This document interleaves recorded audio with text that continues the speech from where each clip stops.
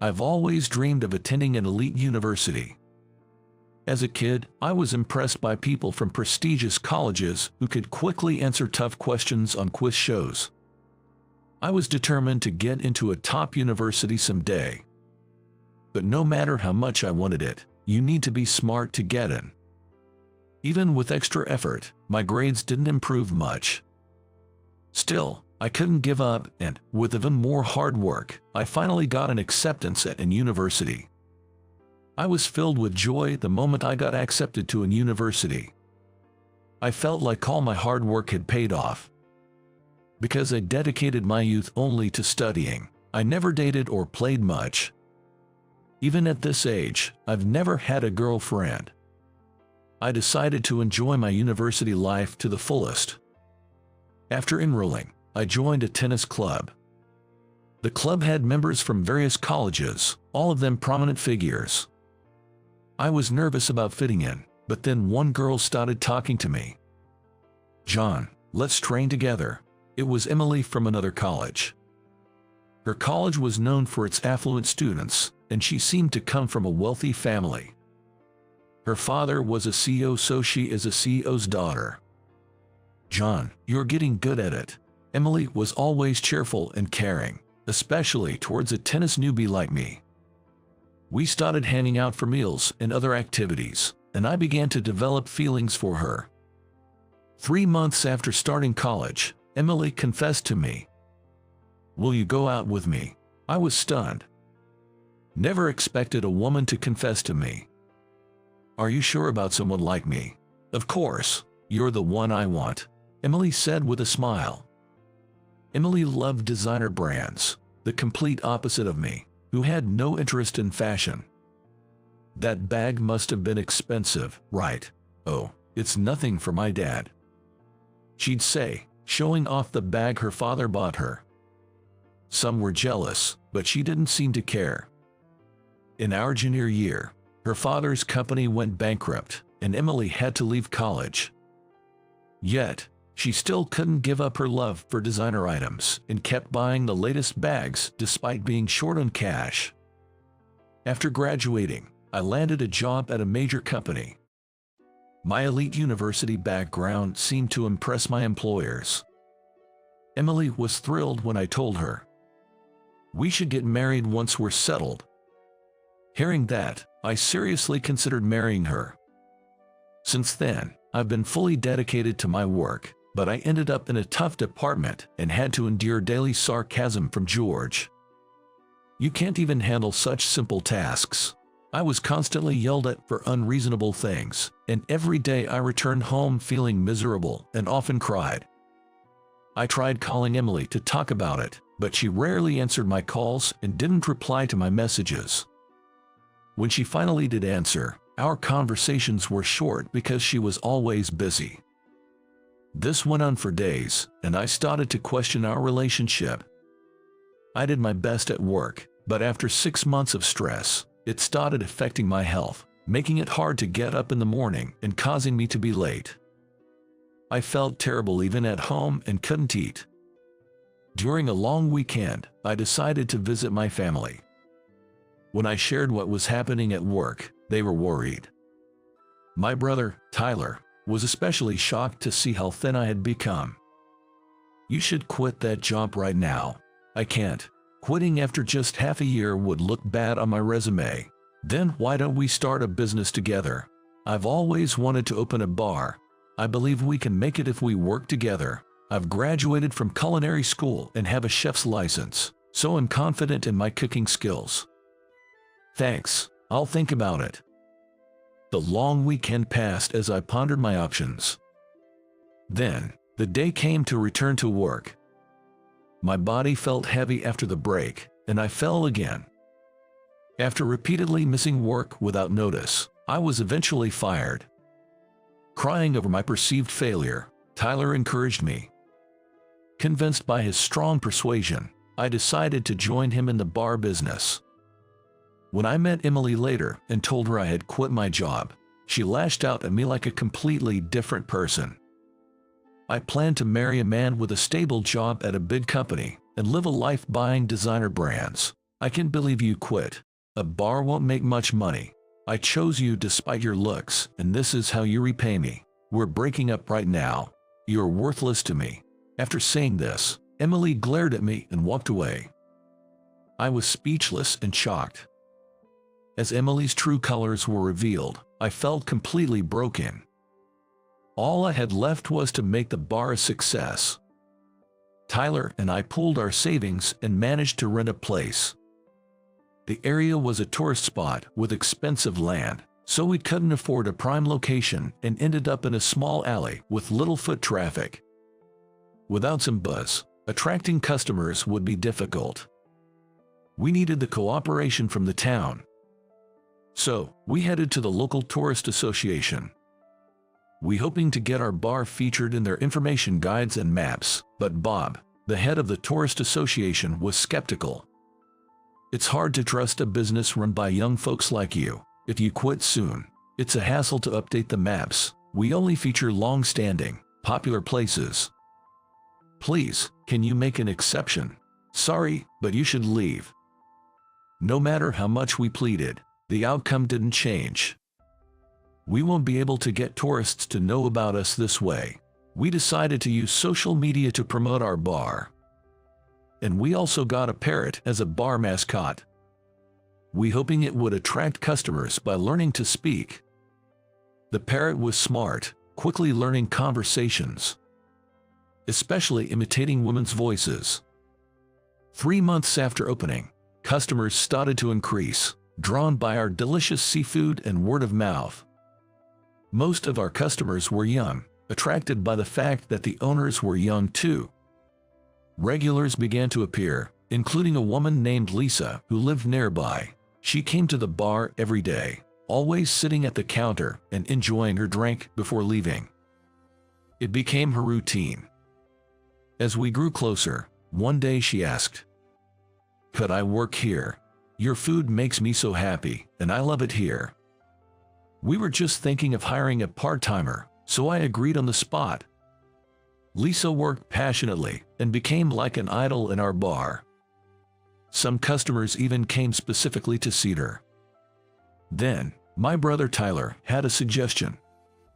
"The Tourism Association is pretty starstruck. Maybe if we win some contest, they'll change their minds." We found out there was a national snack contest held once a year. Here's a great opportunity. Let's join this and create the best snack ever and win. Lisa, Tyler, and I worked late every day to perfect our stylish grilled prawns. It was slightly rich in flavor, perfect for a snack. It topped with a garlic sauce on prawns and carefully grilled. The contest was held in a big city, so we took a train to the venue. It was our first contest, and all the participants were strong competitors.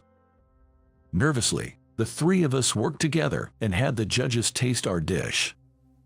After all the participants' tastings were done, the results were announced. The grand prize goes to grilled prawns with garlic sauce. We did it. We unexpectedly won the grand prize. Our team took the first place. Upon hearing the results, the 3 of us hugged each other. We returned to town the same day and immediately reported to the Tourism Association. We won the grand prize with our original dish. Now we can be featured in the tourist guide, right? Well, I can't ignore this. We'll include you. He stamped the approval. After that, our customer base grew rapidly. "This parrot is so cute. Amazing. It can talk." The parrot became popular, and everyone started interacting with it, helping to attract more customers. Our bar got even busier, and we were overjoyed. Then one day, a familiar woman entered the bar. She looked around with a displeased face and muttered complaints. What a cheap-looking place. It was Emily, my ex-girlfriend. I remembered telling her about my hometown, and she had said she always wanted to visit. There was a man with her. Maybe her new boyfriend. He seemed quiet and reserved. They sat at the counter, and the man ordered food. Being right in front of the kitchen, I could overhear their conversation. When Emily and I made eye contact, she looked surprised, obviously recognizing me. But she quickly looked away and didn't speak to me. "Hey, take me to the med school party, okay? I want you to introduce me as your first girlfriend," she said, leaning towards the man. He quietly replied, "Yeah, of course. I'm going to be a doctor's wife next year, so it's only natural for you to introduce me, right?" Her next target seemed to be a medical student. Though it might be rude to him, I couldn't help but think she was probably after his money, remembering our past. "Here's your order. Grilled prawns with garlic sauce," I said, serving the award-winning snack in front of them. "Well, this looks delicious," his eyes sparkling in contrast to before. Emily, however, seemed uninterested. After taking a bite, the man's face lit up with a smile. "This is delicious. I've never tasted such a great snack before. It goes really well with beer." In stark contrast, Emily ate without saying a word. The man continued to enjoy the other dishes as well. "All of this is delicious. I think I drank a bit too much. Where's the restroom?" "Right this way. I'll show you." After drinking a few beers, the man stood up to go to the restroom, with Lisa accompanying him for guidance. As soon as he left, a drunk Emily started talking loudly towards us. "I shouldn't have come to this lousy place. Even if you won the grand prize, it's still just a bar. The decor is cheap, just like you. If I'd known this was your place, I wouldn't have come." The bar went silent at her words. "What's with that attitude? Bro, do you know her? She's my ex-girlfriend. I'm glad we broke up. My current boyfriend is a med student, and he's going to be a doctor. We're engaged, so I'll be a doctor's wife. That's way more valuable than marrying you.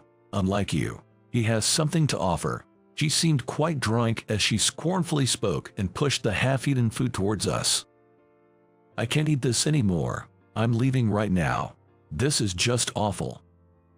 Emily then took a $100 bill from the man's wallet and slammed it down in front of Tyler and me, leaving us astonished. Her actions made my blood boil. What did she think she was doing with someone else's money? Just as I was about to respond, the man returned from the restroom. Everyone's eyes turned to him in unison. Seeing this, he looked shocked. What happened?" Confused, he was being pulled towards the exit by Emily.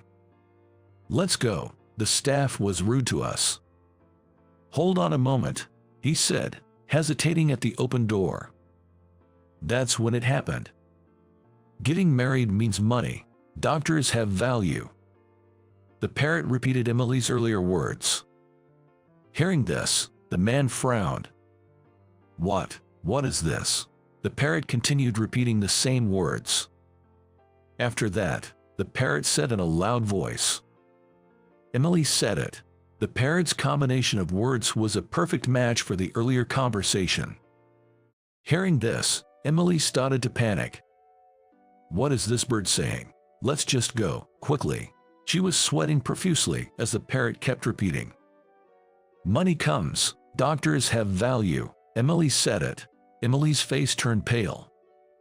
The man, shaking with anger. "What do you mean by doctors have value? Were you planning to marry me just for money?" "It's just a parrot talking." Emily hastily tried to cover up, but a drunk customer spoke up. "The parrot is right. She said those things." Hearing this, Emily's face turned even paler.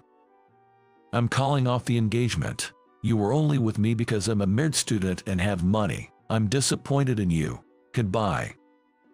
"No, wait, don't leave me." Emily tried to grab the man, but he shrugged her off and left. She stood frozen in the bar.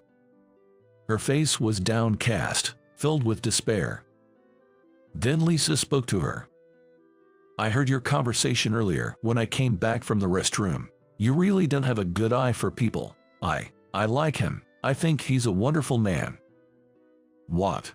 I visibly surprised by those words. Lisa had never shown any signs of this, nor had it ever been a topic of discussion. I never imagined she had feelings for me. PFFT, whatever. Emily glared at us and fled the bar like she was escaping. The bar fell into a silence like the calm after a storm. I thanked Lisa. Thanks for earlier. I'm sorry for making you say things you didn't mean. I didn't mean to put you on the spot. What are you talking about? I really meant it. I've liked you for a long time, John. Will you go out with me? Her confession stirred excitement in the previously quiet bar. Come on, you have to answer. What's it going to be? The customers were cheering and urging me on. Pressured by the atmosphere, I spoke my true feelings. I like you too. Yay, congratulations. Tyler started clapping, and everyone else joined in with their congratulations. Blushing, Lisa and I smiled at each other. Later on, I heard through the grapevine that Emily was cut off by her father and couldn't buy any designer items anymore.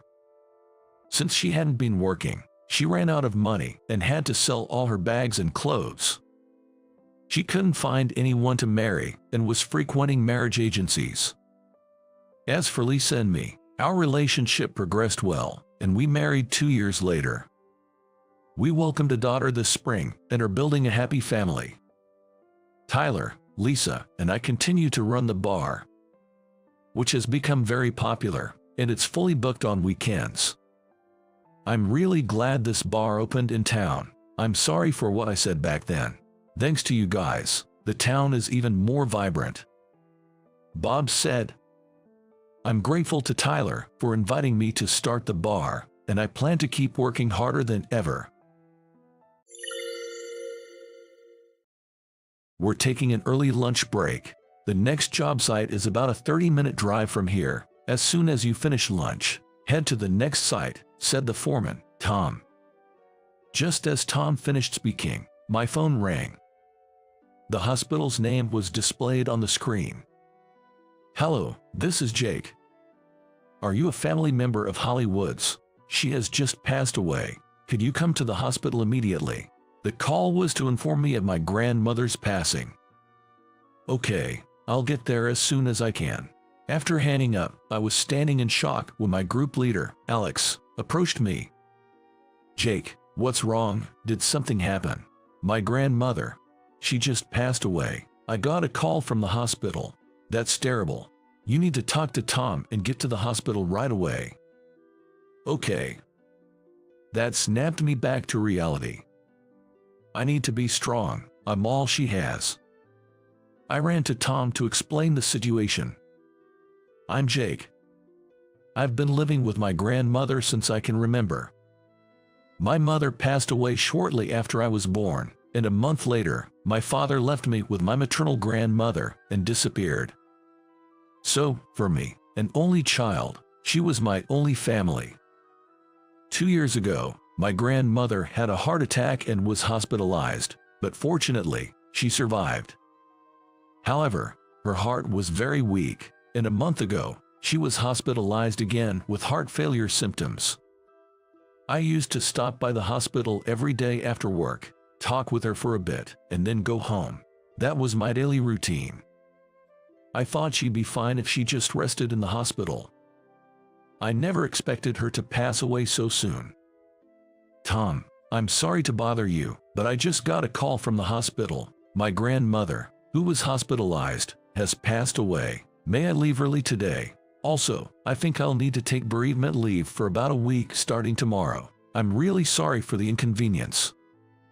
I tried to speak as politely as possible, so as not to upset my boss, who's known to be grumpy.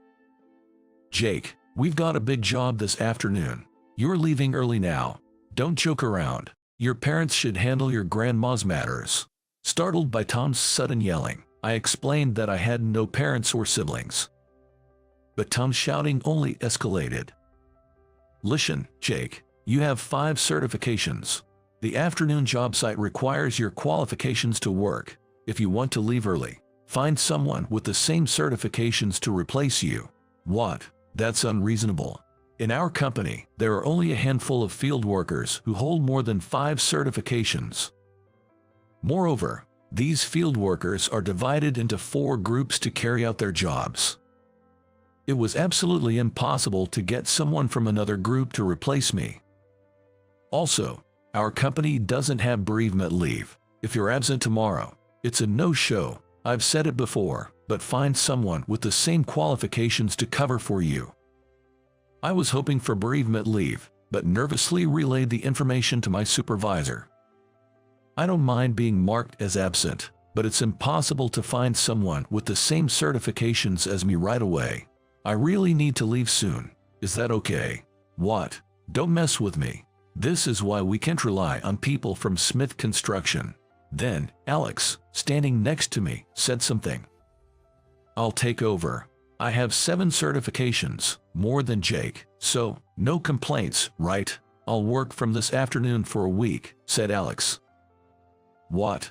No, Alex, you've just finished 3 consecutive night shifts, right? And if I remember correctly, you were supposed to take a week off for summer vacation starting tomorrow. It doesn't feel right to ask you to do this. Our work is almost year-round.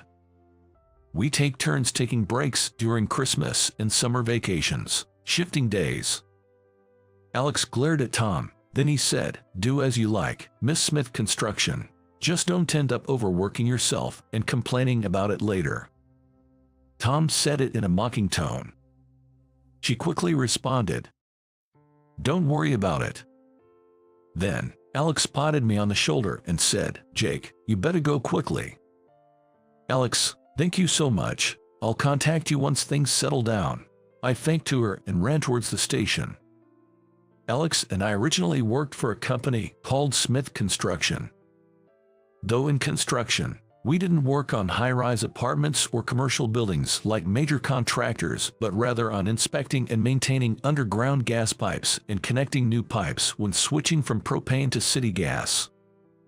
Some call this kind of work 3Ds, but I love the president, my colleagues, and plan to stay until retirement. I started working at Smith Construction as a part-timer in high school and joined full-time after graduating. Alex Smith, the daughter of the company president, was my colleague who joined after graduating from college. It's tough to study for certification exams while working, but get whatever you can in your 20s, Alex advised, helping me study and earn 5 certifications. Alex, with a college degree, went on to acquire 2 more, becoming the employee with the most certifications. But now, Alex and I work for a company called Brown Construction. There's a reason for that. It dates back to 6 months ago. Can everyone gather around? The president of the company, Chris Smith, usually sitting near the office window, stood in front of the white board and called everyone. What's going on? Chris, usually cheerful, seemed a bit tense. As I wondered, I lined up with the others in front of him. Well, this is difficult to say. Our Smith Construction will be merged into Brown Construction, he announced. What? The office went silent for a moment, then buzzed with whispers. Kendrick, our supervisor, approached Chris anxiously. Chris, what does this merger mean? We haven't heard anything about this. When was this decided? Actually, Johnson Materials said they would no longer do business with us. Our parts and materials are quite specialized, so losing Johnson Materials means we can't work once our current materials run out. That's terrible. Why did it come to this? Chris looked down, regretfully, amid the murmurs. Does this mean that Brown Construction, the company we're merging with, will be able to continue trading with Johnson Materials as usual? Kendrick asked. To this, Chris replied shortly, yes, that's what it means. At that moment, a knock on the office door was heard, and a man entered. Hey, everyone's here. Good timing. I have something to discuss about the merger. May I have your attention for now? Who's this man? We all looked puzzled at the unfamiliar man who had just walked in. Oh, Paul, I haven't even told them half of it yet. Could you give us a moment? The man, called Paul, interrupted Chris's attempt to explain. There's no need to trouble Mr. Smith any further. I'll make this brief. My apologies for the late introduction. I am Paul from the HR department of Brown Construction. Some of you will be working with us starting next month. so please consider this a formal introduction." Wait, what? Only some of us? Wasn't the entire Chris Construction supposed to be merged into Brown Construction?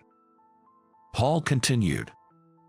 Alex, Jake, and 3 others, making a total of 5, will be working with us from next month. Please accept these documents. Then Alex, with a stern face, asked, "What do you mean by 5 people? What about the rest of us? Our company policy dictated not employing anyone over 50 or those who don't have at least 3 certifications." Paul nonchalantly explained, prompting murmurs of discontent from around the room. Springing this on us all of a sudden, what are we supposed to do starting next month? There are no jobs out there for someone over 50. Isn't this too cold-hearted? Hearing this, Paul's expression turned sour as he retorted, "Your job is a test of physical strength. It's clear that field workers over 50 become a liability with their complaints of back pain and failing certification renewal exams, and those without at least 3 certifications. That's simply out of the question. The company is investing money, and what good are workers who can't even properly study to earn vital certifications? It's obvious they are of no use." He said this in a rather sarcastic tone. Despite pleas from Alex and Chris for all employees to be retained, Paul remained firm, stating, "It's a decision made internally," and his stance did not change. Then, Paul, who had appeared suddenly, said his piece and left. Afterward, Chris repeatedly apologized to us. Honestly, I thought Alex, whose father was the president of Smith Construction, wouldn't join Brown Construction, the company that had taken over her family's business. To her, it must have felt like her cherished company, which she had planned to inherit, was stolen. Contrary to expectations, Alex said, "I have a little plan," and joined us in moving to Brown Construction. That's how we came to be here. 6 months had passed since then, and Alex was still working at the merged company. Thanks to her, I was able to serve as the chief mourner at my grandmother's funeral. Returning to work after 5 days of bereavement leave, I noticed several papers pinned to the office bulletin board. To my astonishment, they were shocking official notices. Listed were the names of Paul, the HR manager, and David, the current president who took over from his predecessor a year ago. What? Dismissal for disciplinary reasons. Tom is being demoted to the materials warehouse. There were notices of 5 dismissals and demotions. What on earth happened? What could have possibly occurred during the mere 5 days I was on bereavement leave? "Good morning, Jake." Stunned in front of the bulletin board, I was startled by a voice from behind. "Alex, and Chris, and next to you is..." Next to Chris stood the former president of Brown Construction, Michael Brown. "Come join us in the office, Jake." Prompted by Alex, I joined her in entering the president's office. "Mr. Brown has returned to his position since yesterday. Starting today, my father is the vice president, and I'm the HR manager. However, I prefer field work, so I'll go back to it once I find someone capable of handling the desk job," Alex explained. She had recorded on her phone various incidents, including Paul's first visit to Smith Construction and my conversation with Tom during my bereavement leave. Additionally, she obtained testimony from the manager of Johnson Materials' product management department, who had been pressured by David to stop dealing with Smith Construction. Alex presented these pieces of evidence to Mr. Brown, the former president of Brown Construction, and submitted them to the Labor Bureau. An investigation by a specialized agency revealed that David, Paul, and 3 other managers and division chiefs were involved in bribery with business partners. Mr. Brown held an emergency shareholders meeting and decided to dismiss the 5 involved in the bribery, reinstating himself as president. "Mr. Brown, was it okay to dismiss your own son? I always taught David that in a job like ours, corruption is absolutely unacceptable. As a company involved in public construction projects, we must never engage in any dishonest practices. Furthermore, taking over a company that's been a long-time friend is utterly reprehensible," he said with a firm stance. It appears Tom wasn't involved in the bribery issue, but his refusal to change his condescending attitude and behavior towards subordinates and juniors, insisting that his way was the only right way, led to his demotion to the materials warehouse. The company moving forward cannot tolerate forcing others to comply through intimidation or sacrificing family and personal life. If we do that, we'll quickly lose talented people. That's why, Jake, starting today, you'll be the new team leader. Do your best. Alex said with a smile, leaving me almost jumping in surprise. It was surprising to be promoted to team leader by Alex, especially since I only had a high school diploma and less than 10 years of service, but there was no time to be astonished. I love this job. I plan to acquire 2 more certifications, work harder than anyone in the group, and live up to the expectations of Mr. Brown and Alex. Thinking about it makes me even more determined. All right, let's do this. And with that resolve, I headed to the job site for another day. I was doing the final check. Are you sure you want to cancel this delivery? I've been saying that from the start. Yes, your company is now definitely going bankrupt. Ah, what a great feeling. As my boss, Steve, burst into laughter, I calmly addressed him. I had been trying to play along until now, but there was no need to be polite with someone so unreasonable. Understood. Thank you for the cancellation, but it's your company that's going bankrupt, not ours. My name is Tom. I'm in my 50s and work in sales for a subcontractor of a clothing manufacturer. We primarily deal with the manufacturing and sales of materials for apparel products. Thankfully, our products are well regarded for their high quality and ease of use, earning us a lot of business from various clients.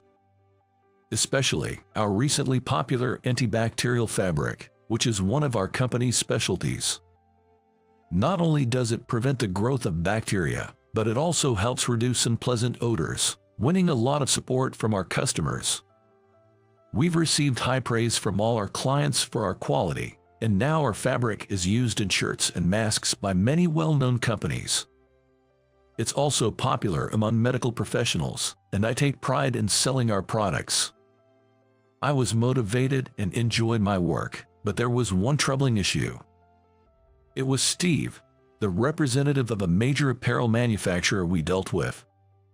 Ever since we started our business relationship, Steve always looked down on us as just a subcontractor. However, we also sell antibacterial hand towels and such online, so we're not solely dependent on Steve. But he always boasts, "Your company became famous because we did business with you. It became a hot topic because a famous brand used your fabric. Shouldn't you be more grateful to us?" Sure, thank you. We truly appreciate the long-standing business with you, Steve. Each time, I would apologize, thinking that all I had to do was endure. Then Steve would seem satisfied and quiet down. This way, there hadn't been any major issues until now. I thought of him as just a bit of a nuisance, but as our sales increased and the volume of business grew, Steve's condescending attitude got worse. And then he began to go off the rails. One day, while I was at the office, I got a call from Steve. "Tom, our new product launched last month. The successful Man's antibacterial, odor-free t-shirt has been a huge hit. It's all over social media, and we've decided to increase production, so we want to order more of your antibacterial fabric." I could almost see Steve's smug smile through the phone. Congratulations. It's amazing to hear about a production increase so soon after launch. As usual, I humbly expressed my congratulations. Then Steve snorted in a mocking tone. "What? You should be saying, 'Thank you for increasing the business with us. It's because we're spotlighting you that a small company like yours isn't going bankrupt. Always remember to be grateful.'" Steve was more patronizing than ever. I was irritated inside, but I responded as a professional should. "Of course, we're truly grateful to you, Steve, and to your company." "That's right. Never forget that feeling. Now, about the business deal. We're planning to introduce new colors in this production increase. Finally, we started discussing the details of the contract, and I managed to wrap up the conversation. This order turned out to be as big as Steve had boasted. The total amount was an incredible $500,000. For a small company like ours, this was a historic contract since our founding. After finishing the call with Steve, I immediately contacted our production department. We not only had to increase the variety of colors, but also had to rush the delivery date, so it looked like we were going to be very busy. But we coordinated everything to ensure timely delivery and worked together as a team to ramp up production. The trouble started a few days later. Hearing that Steve had called again, I had a bad feeling. As soon as I picked up the receiver, he bluntly stated, $500,000 is too much. Too much, you say? His sudden remark caught me off guard, but it seemed he was saying he wanted it cheaper. You can cut costs more, right? You should be able to make it cheaper with such a large order. No, we've already been offering you a very competitive price. As I explained before, this is the lowest we can go. That's your job as a salesperson, to figure something out. Steve seemed dissatisfied even after my explanation. But I had both the responsibility and confidence to sell our company's products. We're delivering at the lowest price possible without compromising the quality of the product. Our company is the only one that can offer such high-quality fabric at this price. It's already the bare minimum to avoid impacting the delivery schedule. If we go any lower, we won't be able to deliver. I explained earnestly, but this seemed to infuriate Steve even more. What? A mere subcontractor talking big like that? We are the main contractor, you know. It's audacious for someone like you to try to overcharge us. Steve became furious and started making unreasonable accusations. No matter how much I tried to persuade him, Steve kept making outrageous demands and the conversation went nowhere. Finally, I declared firmly, "We appreciate all the business we've had with you, Steve, but this is a fair contract. We cannot agree to any further discounts." Then Steve suddenly changed his tune and started speaking in a more familiar tone. "You've been a subcontractor for so long, don't you feel foolish? It's about time you played it smart. If you keep me happy, I'll keep placing orders with your company. Can't lower the price? Then bring me a gift. It'll cost you less than the contract amount, and securing the next order will be beneficial for you too, right?" In other words, Steve was suggesting I bribe him. I responded firmly, "We cannot accept such a proposal." How rude! I could tell from his voice over the phone that he was displeased, and braced myself for more complaints. But surprisingly, Steve suddenly changed his tone again. "Well, fine. We'll stick to the original $500,000. I'm glad you understand. But what made you change your mind so suddenly?" I was puzzled by his abrupt change in attitude and asked. But Steve just hung up without a word. I wasn't satisfied, but I was relieved we could proceed with the original contract. At that time, I had no idea of the terrible ordeal that was to come. On the day of delivery, the office was in chaos with phones ringing and employees scurrying around. Especially me, the person in charge, was repeatedly asked by President Riley if I had gotten in touch with Steve. I kept trying to contact Steve, turning pale, but he wouldn't answer the phone. It turned out that the truck headed to deliver to Steve's company had been turned away. Hearing that they had unilaterally refused the scheduled delivery, I had a terrible feeling. Finally, Steve called and I grabbed the receiver eagerly. But his words almost made me collapse. "What? Didn't I tell you? I asked another company for the antibacterial fabric. Consider the order from your company canceled." "What do you mean by cancellation?" Steve must have sensed my panic. He began to speak in an almost gleeful tone. "That means we don't need your company's products. I just had your truck turned away." "Wait, what about the $500,000 contract? What? No delivery, no payment. It's your fault for rejecting all my requests. Now you know I have ways to deal with this. I was terribly confused by Steve's words. Before I could say anything, he kept talking smugly from the other end of the phone. Apparently, Steve had already placed an order for antibacterial fabric with another company.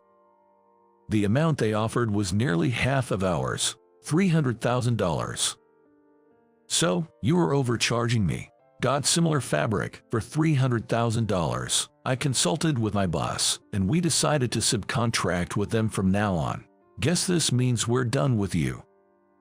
His absurd justification made me dizzy, but I couldn't accept it. It was impossible to prepare that much fabric for $300,000. Even our company was quoting a very tight price. Excuse me, but was it really a total of $300,000? Are there no additional charges? You're persistent. It's a new company. They really bent over backwards this time. Unlike your company, they know how to treat the main contractor. So, about that truck, consider it canceled. Steve sounded like he was enjoying himself. I finally reached my limit. I had been trying to play along until now, but there was no need to be polite with someone so unreasonable. So, you're really okay with canceling this? If I'm saying it's canceled, then it's canceled. Complaining about it won't change anything. It's your fault for not offering a discount. It seems like Steve is still holding a grudge because I didn't give in to his demands for a discount or bribe. He seems to be reveling in the fact that he's gotten back at me. It's a shame the $500,000 contract fell through. With such a big deal going south, your company is probably going under. Companies with employees who don't value their main contractors should go out of business. It's for the betterment of the industry. I can't wait to see you cry about it. It seems you're really speaking from the heart, Steve. I understand. We will take the appropriate steps on our end. When I responded calmly, Steve laughed uncontrollably and retorted, What? What can a nearly bankrupt subcontractor possibly do? I'm telling you that you are greatly mistaken. Furthermore, your unreasonable behavior up until now cannot be overlooked. It's time for you to start taking responsibility for your actions, Steve. Even after I said this, it seemed Steve didn't get it. Far from showing any remorse, he only gave flippant responses, further provoking me. I did one final check. So, you're really sure about canceling this delivery, right? I've been telling you that from the start. Yes, your company is definitely going bankrupt. Oh, what a great feeling. As Steve burst into laughter, I calmly addressed him. Understood. Thank you for the cancellation, but it will be your company going bankrupt, not ours. My response must have been unexpected. Steve stopped laughing and muttered, before falling silent. I didn't mind and proceeded to give instructions to my team. Everyone in the office, the contract has now been officially canceled. Please proceed with the necessary procedures. I announced it loudly enough for Steve to hear over the phone. He was sensing something unusual. Steve started to say something in a panic, but I hung up without waiting. A few days later, Steve called back. Hey, it's me. I'll recontract with you, so bring the products over now. I'll buy everything this time. Hurry up, he was shouting as soon as the call connected. I calmly replied, It's been a while. Our dealings with your company have concluded, but what can I do for you today? I'm saying I'll contract with you again. Stop being stubborn and bring the products over now. It seems the situation was as I expected. I asked politely, yet with a smirk. But I thought the contract was canceled. Yeah, but I think your products might still be useful, so I'll recontract. Stop arguing and bring them over today. You must have some left over, right? Be grateful I'm buying them. Steve's arrogant attitude hadn't changed at all. I was completely fed up. Unfortunately, the products you canceled have already been purchased by another company. When I mentioned the company's name, Steve let out a strained cry. What? You contracted with our rival company? You've forgotten all the favors I've done for you over the years. There's no need to worry about our bankruptcy. We've already secured a long-term contract with them. Goodbye." As I was about to hang up, I heard Steve's panicked voice, but I put down the receiver anyway. A few hours later, Steve unexpectedly showed up at our company. Sweating and desperate, he approached me aggressively. "Please, deliver those products to us, even if it's just what you have now. Bring them over immediately." As I said, they've already been delivered to another company. We don't have any excess stock. "Then there are no products left. Damn it, then you should come to our company and apologize. Production has stopped because of you. You fix this. Don't be unreasonable. It was your decision to cancel the contract. Besides, you should have purchased the necessary fabric from the new company, right? You were boasting about it just the other day." When I pointed this out, Steve suddenly fell silent. Internally thinking I knew it, I continued.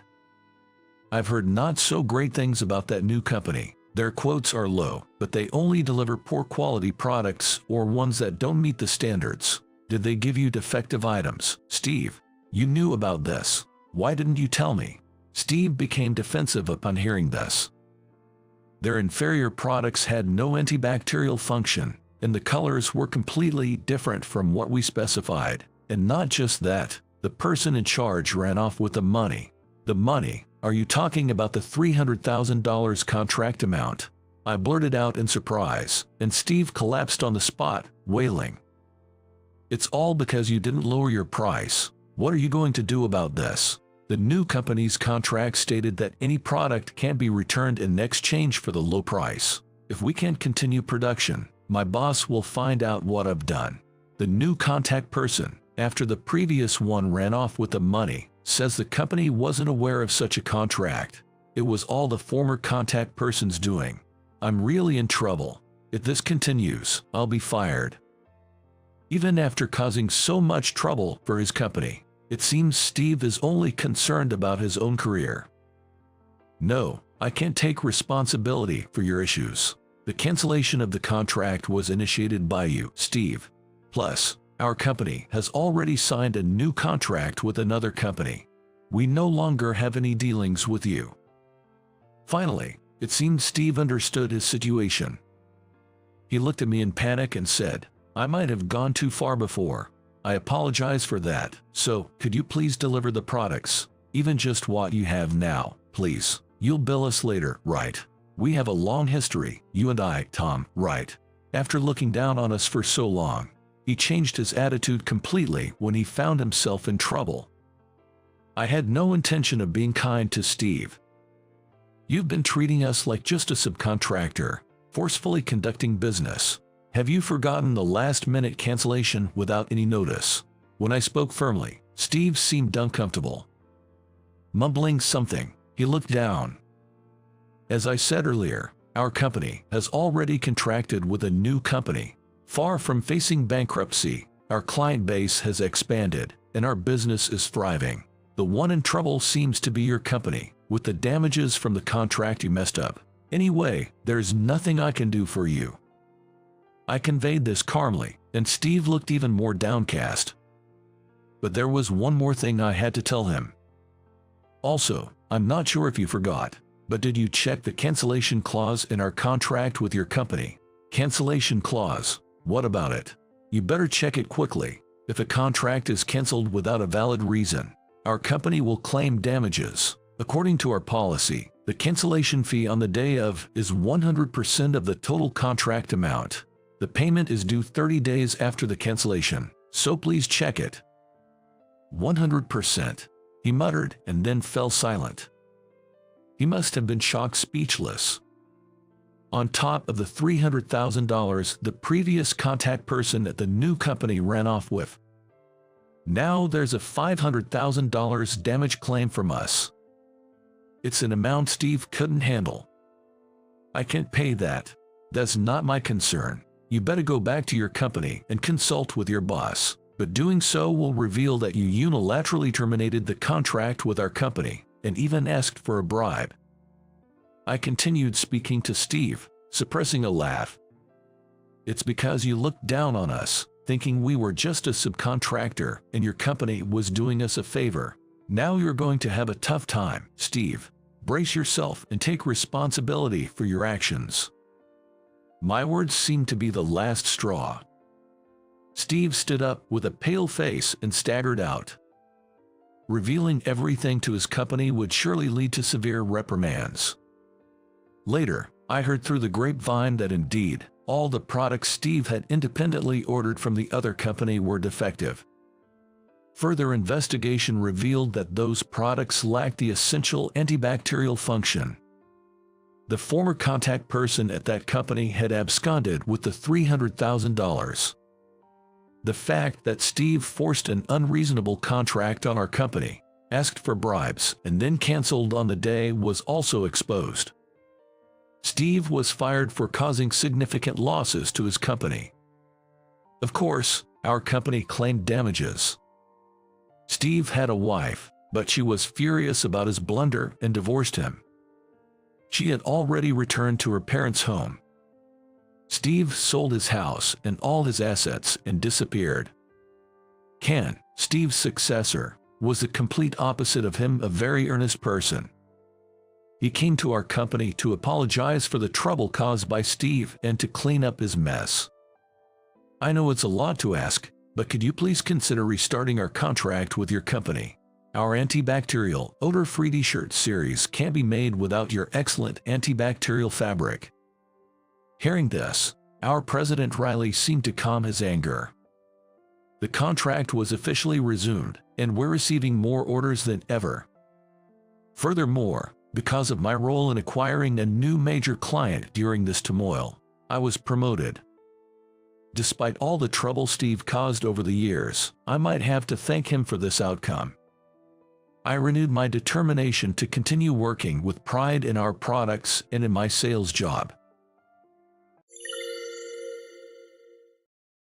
At Ryan's favorite upscale bar, sitting at the counter, I was sipping whiskey, listening to the stories of my manager, Ryan. "My name is Tony. I work in sales, and not to toot my own horn, but I've been performing quite well. I've won the monthly #1 award several times, and last year, I even snagged the President's Award. Thanks to that, Ryan seems to have taken a liking to me. Today, we're celebrating a successful presentation with a client, and Ryan's treating me to drinks. Ryan mostly talks about work, but sometimes he shares stories about his family too. He knows I don't have a girlfriend. It's not that I'm not interested in love, but, as the saying goes, my job has been my girlfriend. Hey, Tony, have you ever thought about going on a matchmaking date?" Suddenly, Ryan brought up such an idea. "A matchmaking date, really? Yeah, she's the daughter of a big corporation CEO. With a background like that, she could find someone much better than me, couldn't she? The thing is, no matter how good the suitors her family brings, she doesn't seem to say yes. She's been through dozens of matchmaking dates. But with you, you're quite the handsome guy and competent at work. Plus, you're a good person, so maybe she'll take a liking to you." I couldn't help but feel flattered by his praise. Besides, being set up with a CEO's daughter isn't something that happens every day. So, with nothing to lose, I agreed to the matchmaking date. When I saw her picture, she was beautiful but seemed to have a strong-willed expression. On the day of the matchmaking date, I wore the most expensive suit I owned and headed to the high-end restaurant. There, just like in the photo, sat a beautiful woman in a vibrant dress. Next to her was an elderly gentleman, her father, Mr. Cooper, the CEO of a major electronics company. "Tony, please sit here." Ryan directed me to sit opposite the lady. She was staring intently at me. I looked at her face too. In that moment, I was instantly captivated by the beauty and intelligence in her eyes. Her name was Sarah. After the introductions and greetings, the meal was served, but I was too nervous to taste anything. Then, Mr. Cooper asked me, "Tony, do you like kids?" "Kids? I don't dislike them, but I haven't had much interaction with them to say if I like them or not. However, I do want kids of my own someday." Mr. Cooper laughed heartily at my response. "Well, that's an honest answer." Then he pointed to his daughter and said, "The thing is, she has a 7-year-old daughter." "I see. That's what this is about. Having a child must be why her marriage arrangements were complicated." According to Mr. Cooper, Sarah had a boyfriend 7 years ago, but he tragically died in an accident. At that time, she was pregnant. Afterward, against her parents' wishes, she decided to have the baby. After the meal, Mr. Cooper and Ryan left first, leaving Sarah and me alone. Feeling incredibly nervous, I was trying to think of what to talk about. Then, Sarah suddenly made a surprising request. I have a favor to ask. Could you pretend to be in a relationship with me?" "Pretend to be in a relationship? Why?" she answered quietly.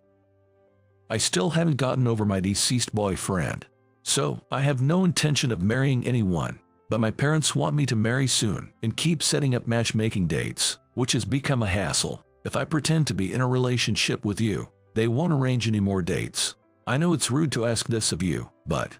She said this while looking down. So that was it. That's why Ryan mentioned she wasn't progressing with any suitors. I understood her situation. "Of course, I'll compensate you," she said. After some thought, I agreed to her proposal. "All right, I'll do it." "Really? Thank you so much." She smiled brightly. It wasn't for the compensation that I accepted her proposal. I realized I had completely fallen for her in just this short time. It might have been love at first sight, but it was her determination and sincerity that especially drew me to her. It was the first time I felt this way. And so, I secretly harbored a hope in my heart. Even if it's just pretend for now. I'll take my time and try to make her genuinely fall for me. It doesn't matter if she has a child. I thought it would be a joy to have a child, even if we're not related by blood. When I got home that day, I contacted Ryan and told him the date went well. Ryan was overjoyed. Later, I arranged a date with Sarah. Even if it's a fake relationship, we should go on at least one date, right? Otherwise, your parents might get suspicious. Saying that, I asked her out and she agreed. When we met up, she brought her daughter along. Her daughter's name is Casey, she told me. Casey was very honest, energetic, and adorable. The three of us went to the zoo that day. We saw many animals, and Casey was having a blast. "Look at the bear, he's cool. Next, let's see the elephants." "Yes, let's do that." Sarah was somewhat aloof towards me, but her eyes were gentle and filled with love when she looked at Casey. After leaving the zoo, we had dinner at a restaurant. While Sarah was away at the restroom, I chatted with Casey. "Do you like animals, Casey?" "Yeah, I do." "What else do you like? Any favorite TV shows?" "I like Avengers." Casey said this with a bright smile. "Avengers?" I couldn't help but rejoice internally. "Well, I actually like Avengers too. I've kept it a secret at work. But I'm actually a big fan of special effects heroes, and I watch Avengers every week. I even collect the suits and DVDs." "Really? You like Avengers too?" Casey's eyes sparkled with excitement. "My friends, they all say I'm weird. A girl liking Avengers, that's odd. That's not true at all. It's not weird. What you like isn't about being a boy or a girl, and it's okay to be different. Look, I'm an adult and I like Avengers. Do you think that's weird?" When I said that, Casey shook her head. "Nope, because Avengers are cool." I nodded in agreement. That day, Casey and I became fast friends. We made a promise to meet again. Sarah looked on with a slightly puzzled expression. After that, Casey often said she wanted to see me, so I got to meet with Sarah and Casey frequently. Every time Casey and I met, We talked excitedly about our favorite show, Avengers. I even invited them to my house to watch DVDs and play with toys. At first, Sarah seemed a bit troubled, but as she watched her daughter having fun, she slowly warmed up to me. One day, when Casey fell asleep at my place from playing too much, I bravely confessed to Sarah. Sarah, I like you, so could we maybe be in a real relationship, not just pretend? She looked surprised for a moment, but her expression remained stern. I'm sorry, I appreciate your feelings, but I still can't forget my past boyfriend. Still, I didn't back down.